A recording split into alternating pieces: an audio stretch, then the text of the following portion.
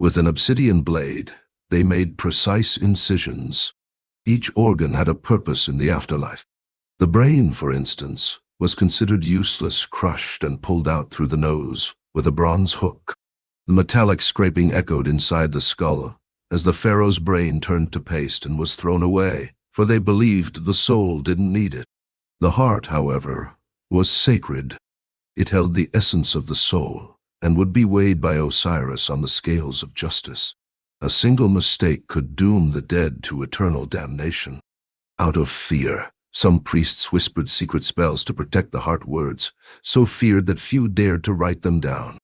The entire process took 70 days. The body was covered with natron, a salt that dehydrated the flesh until it hardened. But it didn't always work.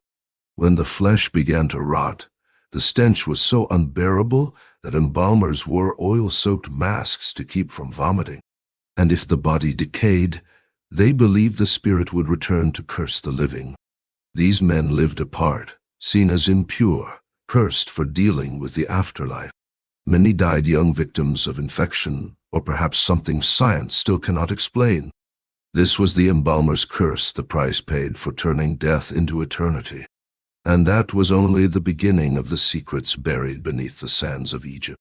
The Nile, symbol of life, prosperity, and blood. Behind its calm waters hid a terrible secret, sacrificial rituals meant to ensure the river never stopped flowing. During the height of the Old Kingdom, the Nile was seen as a living god, one that needed to be fed. When its waters receded, fear spread. The god is hungry. And then, the unthinkable happened. Men and women, slaves, servants, sometimes even priests were chosen for sacrifice. Bathed in sacred oils, covered in lotus flowers, they were led to the riverbanks to the rhythm of drums and hypnotic chants. Still alive, they were thrown into the water, their deaths believed to open the gates of heaven. During times of drought, even children were offered to the gods. Many of these rituals took place at night, during lunar eclipses, moments when the Egyptians believed the veil between the living and the dead grew thin. Centuries later, the empire tried to erase these acts, calling them ancient superstitions. But archaeologists have found inscriptions that tell another story. In one forgotten temple, a chilling phrase was found carved into stone: "Let the blood fall upon the river, so that it never dries." Today, when you look at the calm waters of the Nile, it's hard not to imagine the echo of screams from those who were once given to the gods. But perhaps the most haunting of all was the ritual of the heart, the ceremony that decided whether a pharaoh's soul would ascend to paradise or vanish into oblivion. Imagine a dark chamber, lit only by flickering candles. In the center stood a golden scale, guarded by Anubis. On one side, the heart of the dead; on the other, the feather of Mat, symbol of truth. If the heart weighed more than the feather, Ammit the devourer would consume it, and the soul would be destroyed forever. To prevent that fate, priests performed purification chants, trying to cleanse the heart of sin. The wealthiest wore gold amulets inscribed with spells from the Book of the Dead to deceive the gods. But if they were caught, their souls were cursed to wander the underworld for eternity. Mummification, after all, wasn't just a science, it was a pact between medicine and magic. Each layer of linen, each oil, each resin had a spiritual purpose. Hidden papyri described secret rituals to bind spirits, seal consciousness, or transfer memories into the afterlife. One wrong cut, one forgotten resin, and the body could become a trap for its own soul. Then came the fear that crossed centuries, the curse of the mummies. Explorers who dared to open forbidden tombs often fell ill, suffered accidents, or died under mysterious circumstances.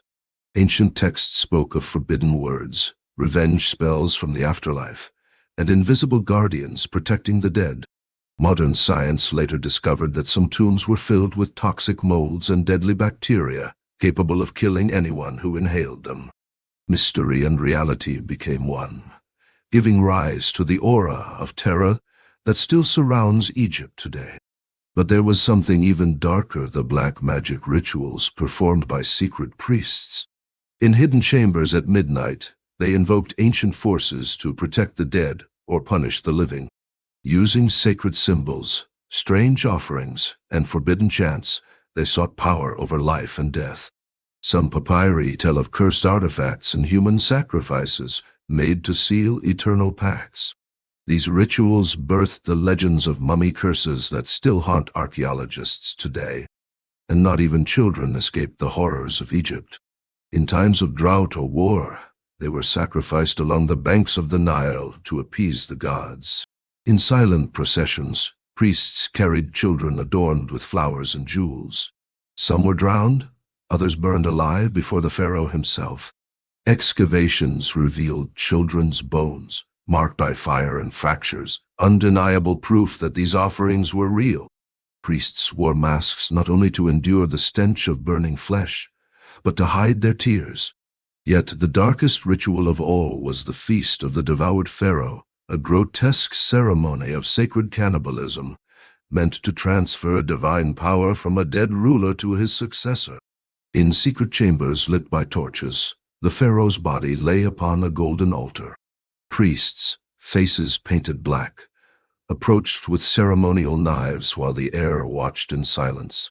Parts of the heart or liver were eaten to absorb the ka, the vital force of the deceased. Archaeological evidence shows human bones with bite marks, proof that this act wasn't symbolic, but terrifyingly real. The air would fill with the smell of blood and incense as chants echoed through the chamber. The new pharaoh drank the blood of the old, believing it would grant him immortality. In some cases, servants were forced to take part, many dying from poisoning soon after. Heretical kings like Akhenaten were said to be symbolically devoured after death, their remains mutilated to erase their memory. This ritual of the devoured pharaoh was the peak of Egypt's obsession with eternal power, a sacred pact between faith and horror, where death itself became a divine banquet. Ancient Egypt left the world more than monuments and gold. It left a warning: there are forces that should never be disturbed. Beneath the golden sands, the voices of the dead still whisper, and the embalmer's curse remains alive, echoing through the shadows of the desert. Do you think you know ancient Egypt? The pyramids, the pharaohs, the shining mummies displayed in museums. Then get ready, because the truth behind these mummies is so disturbing, it will make your skin crawl. Today, you will uncover the secret and macabre rituals behind the preparation of the dead, practices so dark that even the priests themselves feared them. Welcome to the embalmer's curse. Picture the scene: a body lies on a stone table, surrounded by flickering torches. The scent of incense tries in vain to hide the stench of death. The embalmers, feared and isolated men, begin their work with surgical precision. But what history books never told you is that embalming wasn't just about removing organs and wrapping bodies in linen. It meant dealing with forces beyond the limits of life, and many believed that whoever touched the dead paid a terrible price.